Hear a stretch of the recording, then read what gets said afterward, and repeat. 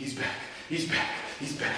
He's back. He's back. He's back. He's back. He's back. He's back. He's back. He's back. He's back. He's back. Skull! What's going on, everyone? It's your boy, John Fry, and today we are reviewing the hot off the press new track from our man Jermaine J. Cole. So yesterday you might have seen my video talking about where J. Cole completely wiped his Instagram. Today he started dropping some cryptic clues, starting off with the cover for Middle Child, and then he dropped like an interview with Bob Marley where he was talking about fame, and he dropped a bunch of middle children like Lisa from The Simpsons and stuff like that, all teasing up to the track release, which happened 9 p.m. I guess EST tonight. Before we get right into the track, I just wanted to backtrack it a little bit and talk about his most recent projects to paint some context for the situation. So before I get into the track, I want to backtrack it just a little bit and talk about the two prior projects, For Your Eyes Only and KOD. From what I can tell, For Your Eyes Only got a lot of flack from hardcore fans, I believe, and then the general, rap populace alike. And then KOD, I feel like the fans were still rocking with it from what I could tell, but everyone else kind of had mixed feelings. So on For Your Eyes Only, it was a much shorter project. I actually thought it was pretty good. Of course, he had that song about folding laundry or whatever, but I thought it was a pretty solid project. I really liked how at the end, how he talked about, this was a story for the eyes only of his friend's daughter. I thought it was a pretty cool concept to tie it all back together. It was pretty short, pretty concise. I thought it was a decent project. Now over to KOD. So KOD, I really like in principle. I really liked in theory.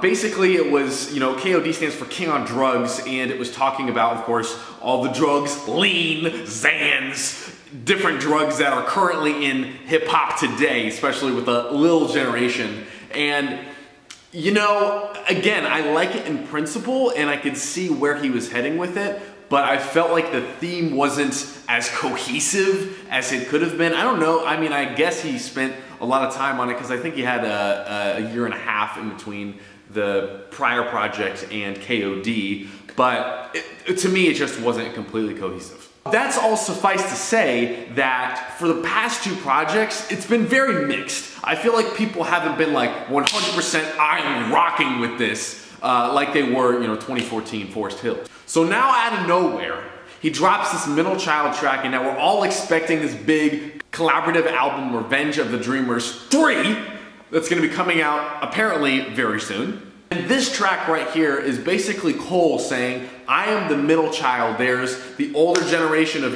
Hove and those guys, and then the younger generation of 21 Savage, Kodak Black, Lil Pump, etc., etc. So he sees himself, I think appropriately, in the middle of those two. He's not up with Hove and the OGs. He's not a Lil. He's kind of sitting right there in between. He came up in the, Drake 2010 era. So immediately we're hit with all these fanfare trumpets, brass, really like royal, kind of dark sounding, really exciting, and the beat was actually produced by T-. I'll get into this lyric later. I believe he signed to OVO, and Cole references Drake later in the track about how, the rap industry wanted them to be beefing and throwing subs at each other, but they're not, and I thought it was pretty interesting that he just happened to choose T-. I don't know if that actually inspired that bar, but I thought it was an interesting tidbit nonetheless. So in the first refrain, Cole is stating where I feel he has grown into in hip hop right now. So the way that I see him as that, like he's saying, he is the middle child, and he's kind of let go of trying to,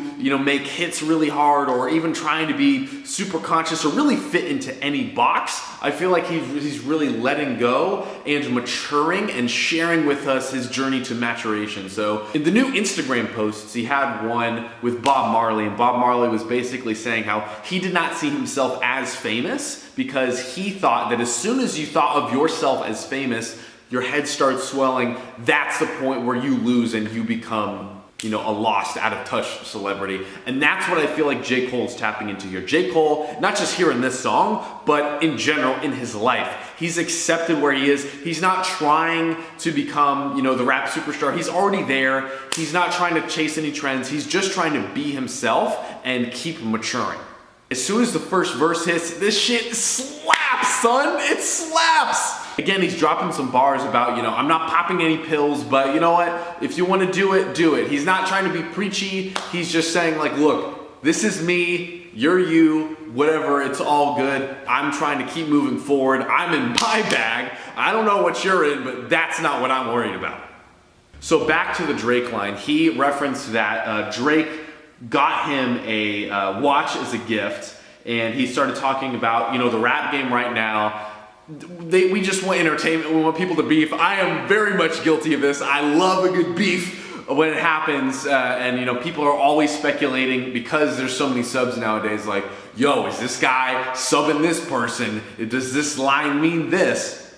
And you know, it seems like he's kind of frustrated. Like, look, can't two guys that are excelling at their art just coexist and do their thing and not be hating and beefing with each other? Which is a fair point. Talk about if he ever does get into a beef with, you know, Drizzy or anyone else, it's gonna be apparent. It's gonna be real smoke. It's not gonna be these subs. And in his last verse, I really like how he touched upon the cycle of jail and, you know, if you're coming straight out of the projects, how, you know, the cycle still exists in America. You know, they're not flashy bars, they're not like in your face or anything like that, but it's really straight to the point and honestly kind of sad just how simply and plainly he's laying it out there. You know, we're coming from a long bloodline of trauma. You know, that's just real. And just the beat just slaps so hard. Shout out to T-Minus on this one. This was a great beat.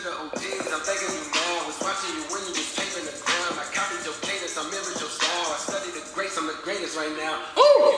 So all in all, I really like this track. It had a nice touch of braggadocio in there. You know, J. Cole just knows his place right now. He's not saying, oh, I'm the top new up and coming. I'm trying to like beat down everyone so I can get to the top. He's not saying I'm the OG. He's not trying to preach anything. I think it's honestly kind of a reaction maybe to what some people said on KOD. I feel like he just knows the place that he's in right now in his life, in his journey. He's trying to spit a little game to the young guys, you know, pay some homage to the OGs.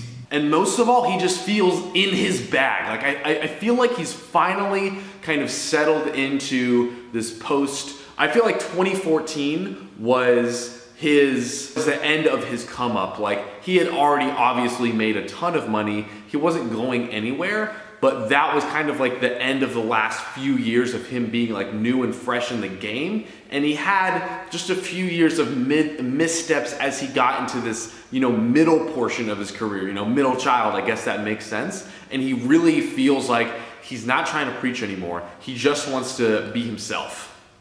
And he knows who he is at this point, and he knows where he is specifically at this point in his life right now. So what did you guys think? Did you think it was fire? Did you think it was not? Please let me know in the comments. I'm really, really excited for this next project. I'll try and drop a review video of that as well. And I'll see you next time.